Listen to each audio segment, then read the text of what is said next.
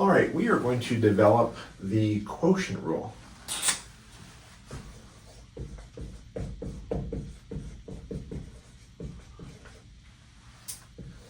So if we have a function y is equal to f of x divided by g of x, then we want to know what is y prime. So if we've got one function divided by another function, what's the derivative going to be?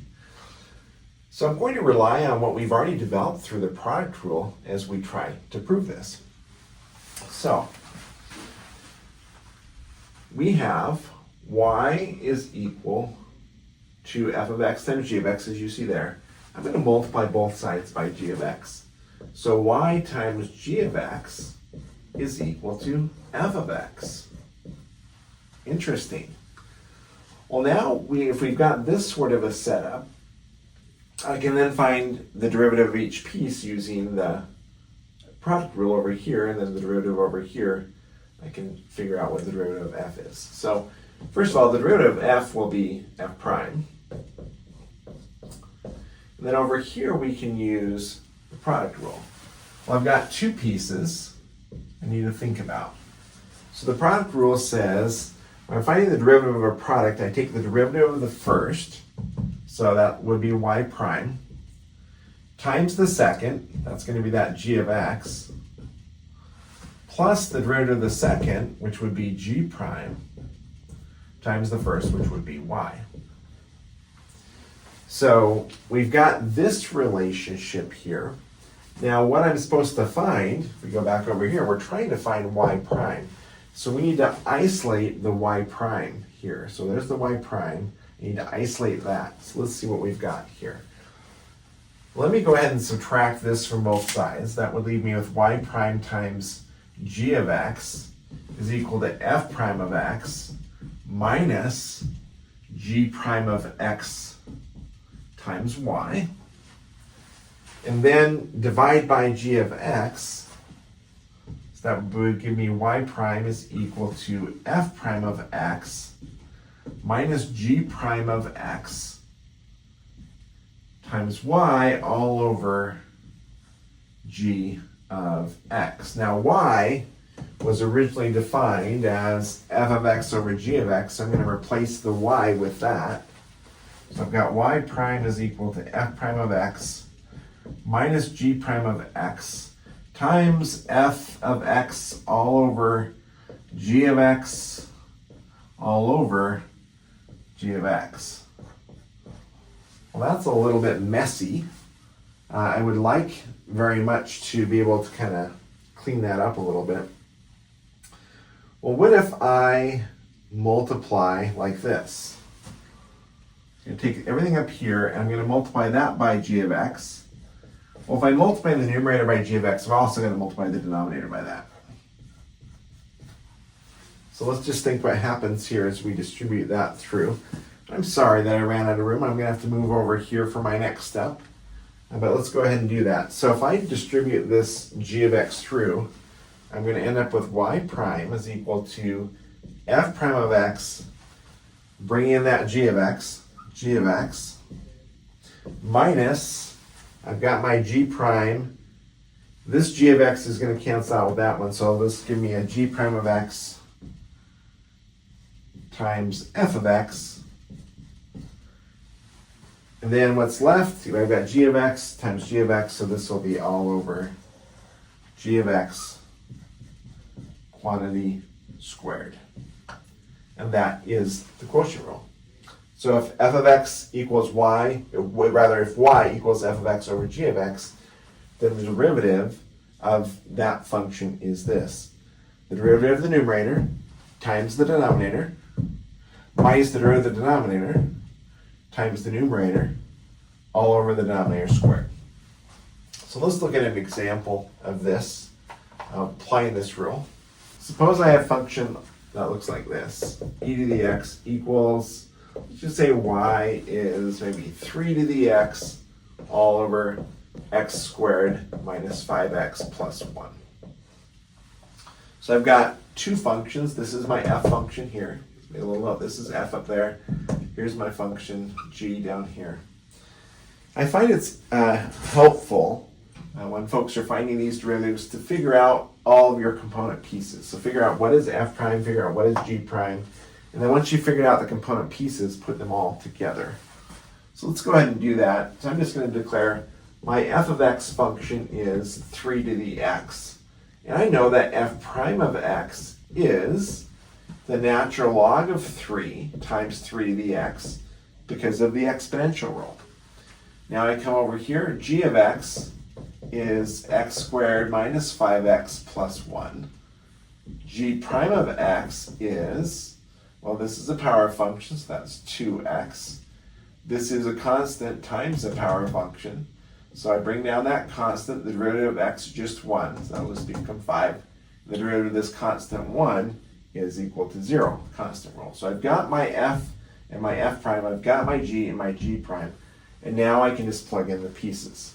So y prime is equal to, and I'm just applying the product, or the quotient rule over here, the derivative of the numerator, which is here, natural log of 3 times 3 to the x, times the denominator, which was this x squared minus 5x plus 1, minus the derivative of the denominator, which is 2x minus 5, times the numerator, which was 3 to the x.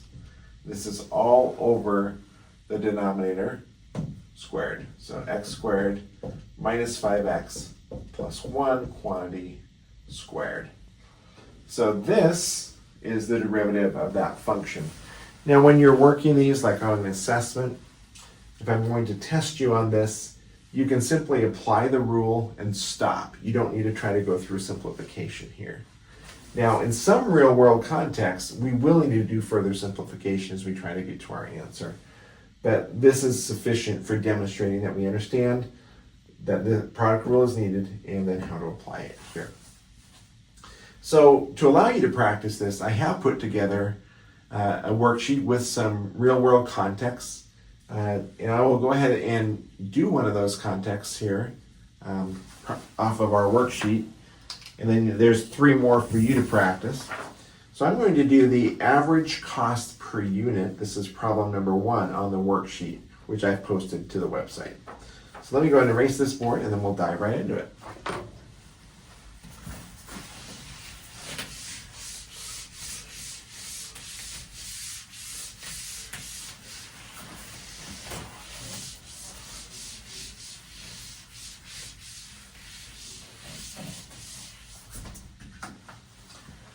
I'm going to go ahead and rewrite the quotient rule off to the side, just as a reminder so I can refer to it as I work through this problem.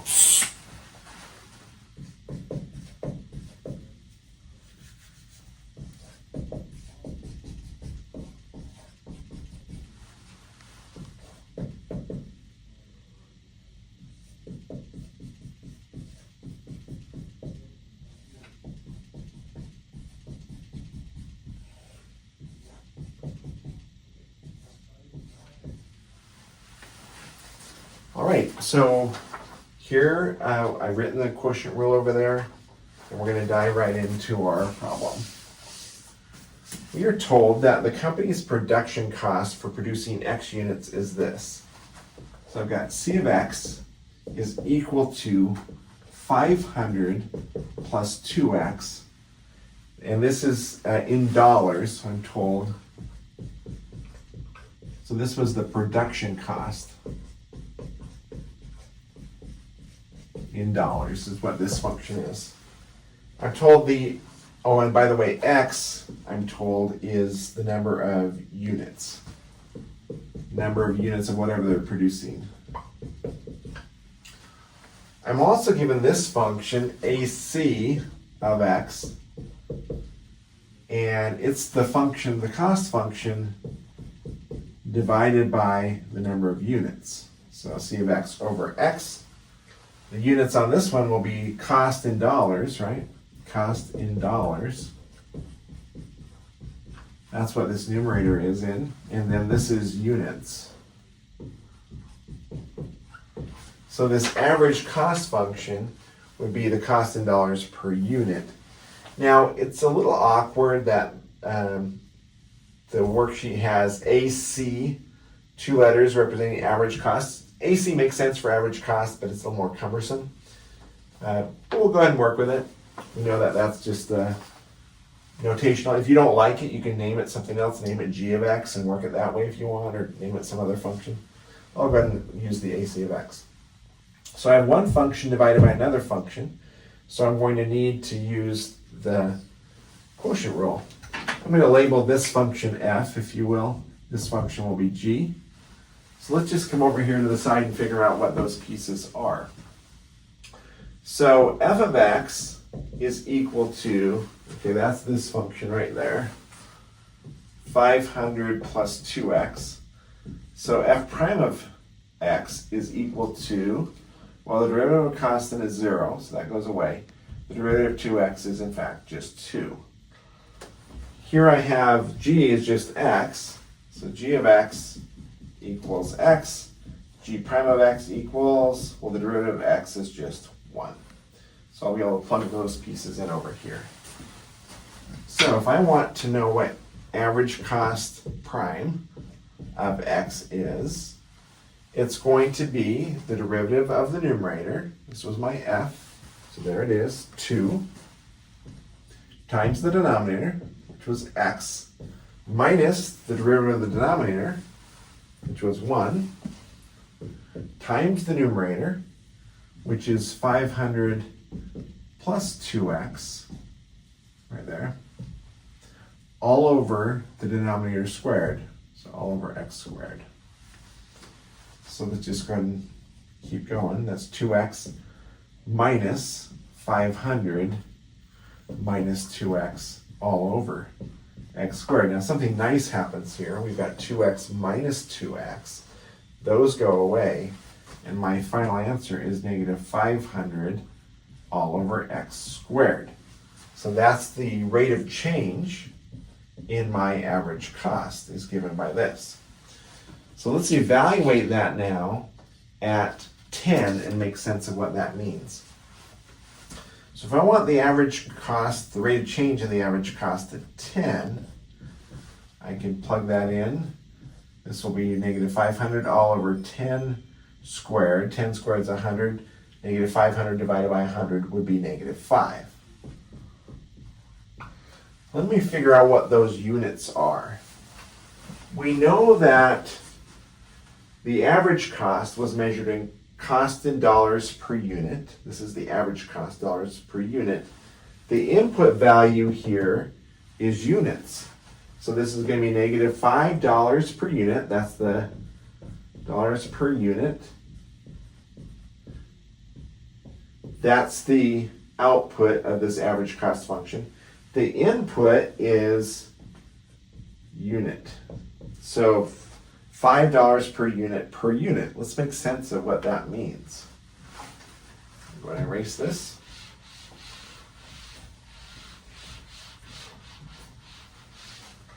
All right. When 10 units are produced,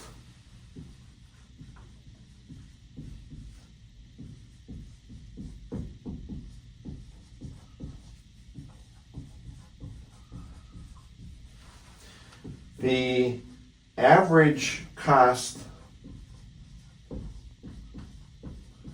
per unit, what is the average cost per unit doing? It's decreasing. Cost per unit is decreasing by $5 per unit per unit. All right, let's think about what this means. So I've produced 10 units. My average cost at that point is something in terms of dollars per unit. I don't know what that value is, but it's some quantity. Dollars per unit is an average cost there. And that average cost in dollars per unit is going down. By how much? Well, by $5 per unit for each additional unit, for that next unit, I guess I should say, for that next unit. Going from 10 to 11, I expect the average cost per unit to drop by about $5 per unit. Okay. So when 10 units are produced, the average cost per unit is decreasing by $5 per unit. Hopefully that helps.